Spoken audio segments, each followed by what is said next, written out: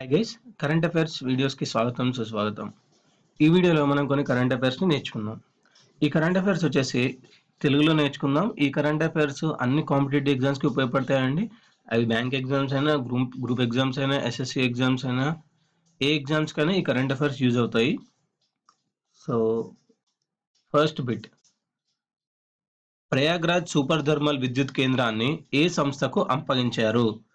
Prayagraj super thermal సంస్థ కేంద్రాన్ని ఏ సంస్థకు అప్పగించారు? ఆన్సర్ వచ్చేసి బిహెచ్ఈఎల్ అండి, బిహెచ్ఈఎల్.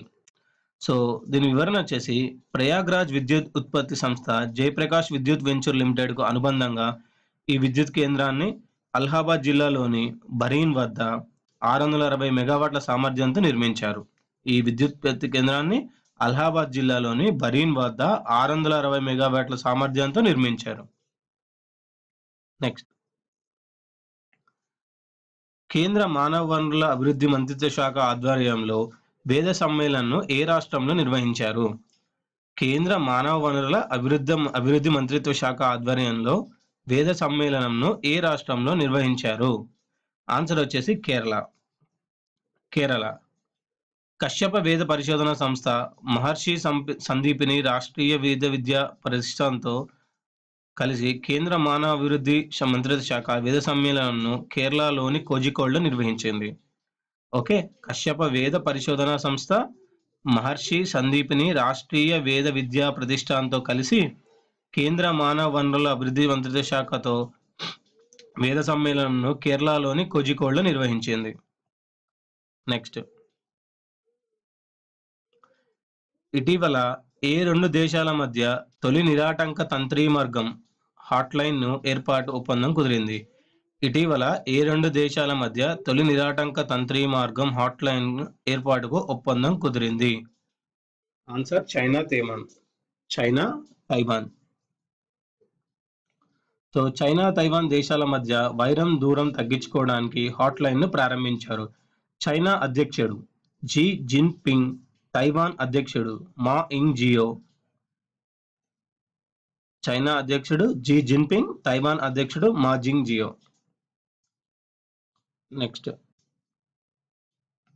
ప్రపంచ ఆరోగ్య సంస్థ తాజాగా ఏ దేశాన్ని ఎబోలా రహిత దేశంగా ప్రకటించింది? ప్రపంచ ఆరోగ్య సంస్థ తాజాగా ఏ దేశాన్ని ఎబోలా రహిత దేశంగా ప్రకటించింది?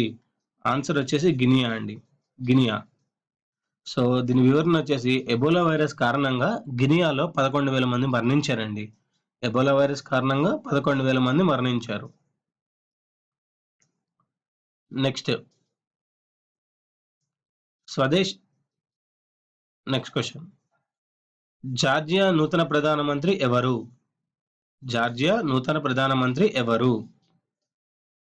ఆన్సర్ వచ్చేసి జియోర్జీ క్విరికష్విలి.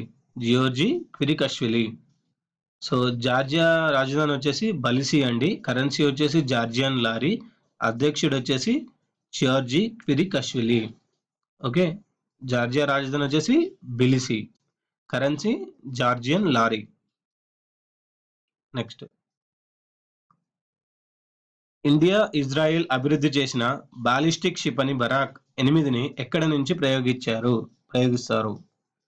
ఇండియా ఇజ్రాయెల్ అభివృద్ధి చేసిన బాలిస్టిక్ క్షిపణి బరాక్ 8ని ఎక్కడి నుంచి ప్రయోగిస్తారు?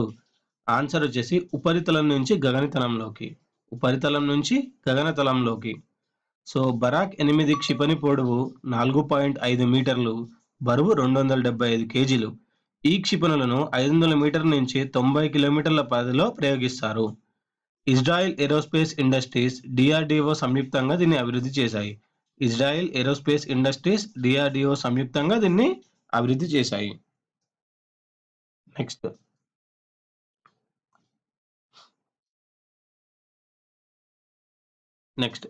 51వ జ్ఞానపీఠ్ పురస్కారానికి ఎవరు ఎంపికయ్యారు? 51వ జ్ఞానపీఠ్ పురస్కారానికి ఎవరు ఎంపికయ్యారు? ఆన్సర్ వచ్చేసి రఘువీర్ చౌదరి. సో జ్ఞానపీఠ్ అవార్డు అందుకున్న 4వ గుజరాతీ రచయిత రఘువీర్ చౌదరి.